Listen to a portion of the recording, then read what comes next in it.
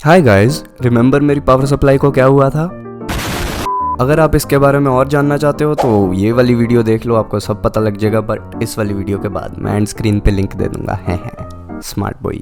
तो बेसिकली जब ये वाली पावर सप्लाई ख़राब हो गई थी तो मैंने ये वाली पावर सप्लाई अपने पीसी के अंदर काफ़ी इलीगल तरीके से लगा दी and it was scary.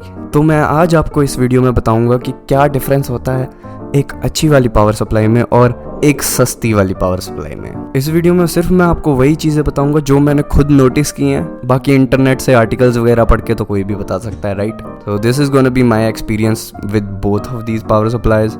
So let's start with the first one. पहला है पावर ड्रॉ। मेरी पुरानी वाली पावर सप्लाई काफ़ी अच्छी थी पावर ड्रॉ में, क्योंकि वो थी 80+ ब्राउन्स रेटेड। अगर आपको नहीं पता है इसका मतलब क्या होता है, तो ये एक बेसिकली पावर सप्लाई की रेटिंग होती है कि वो कितनी एफिशिएंट है, मतलब दीवार से पावर कितनी खींच रही है और आपके पीसी को कितनी दे रही है, उस पूरे प्रोसेस के अंदर वो कितनी एफिशिएंट है। तो वो थी 80+, मतलब 80% के ऊपर थोड़े से नंबर।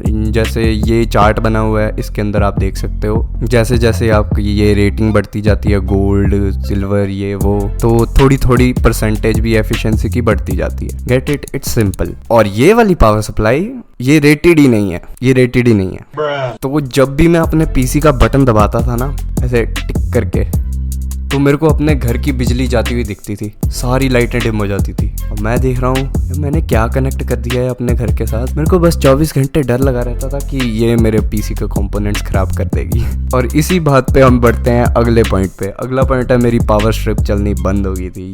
देखो ये वाली जो पावर स्ट्रिप है, इसके अंदर मैंने एक चार्जर लगाया हुआ है और एक स्पीकर्स जो मेरे पीसी के हैं वो लगाए हुए हैं और एक मॉनिटर। और ये वाला चार्जर चलना बंद हो गया था, बस चलना बंद हो गया।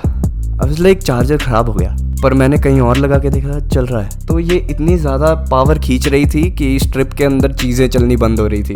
मेरे स्पीकर्स नहीं चल रहे थे, कई बार मॉनिटर बंद हो जाता, कई बार पीसी रैंडमली बंद हो जाता था अगर स्पीकर चल रहे होते थे। तो इट वाज मैडनेस। देखो जो अच्छी वाली पावर सप्लाई है उसके साथ मेरे 2 चार्जर चलते हैं इस पावर स्ट्रिप पे और प्लस स्पीकर्स। तो देख लो है डिफरेंस काफ़ी बड़ा। That brings me to the aesthetics.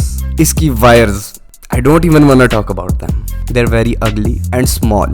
इतनी स्मॉल कि मेरे को पावर सप्लाई अपने पीसी केस के आगे वाली साइड रखनी पड़ी, जिसके कारण मुझे बहुत सारी दिक्कतें हुई। एक तो मेरे पीसी के अंदर मिट्टी जा रही थी क्योंकि मैं साइड वाला कवर नहीं लगा सकता था, and a lot of shit man. अगला पॉइंट है मैं कोई गेम्स नहीं खेल सकता था, क्योंकि अगर मैं गेम्स खेलने की ट्राई भी करूं तो power supply would be like randomly PC of, shut down भी नहीं, सीधे ऑफ, बस पावर देनी बंद कर देती, जैसे बिजली चली गई हो ऐसे बंद होता था। और इतने ज्यादा रैंडम शटडाउन्स। मैंने स्पीकर लगा दिया पीछे पावर स्ट्रिप में, पावर घट गई, चलो पीसी बंद। कभी मॉनिटर बंद हो जाता था, कभी पीसी बंद हो जाता, कभी उसके वायर में हाथ लग जाए तो फिर से पीसी बंद, कई बार तो चलता ही नहीं था। बहुत ज्यादा मैडनेस थी। जब मेरी पावर सप्लाई ठीक होके फाइनली आ गई, मैं तो ऐसे खुश हुआ जैसे मुझे ग्राफिक कार्ड मिल गया हो। अब मैं गेम्स खेल सकता हूँ, अब मैं अच्छे से पीसी चला सकता हूँ। और कॉर्सर की वेबसाइट चाहे जितनी मर्जी बेकार थी, कस्टमर सर्विस व्हाटएवर, उन्होंने मेरी पावर सप्लाई ठीक नहीं की, मुझे बेसिकली नई पावर सप्लाई पकड़ा दी। Very generous, I like that. अगर आपको जानना है कि मेरी पावर सप्लाई के साथ हुआ क्या था originally, go check out this video. And if you wanna know why I don't have a GPU in my PC, go check out this video. See ya. Bye bye.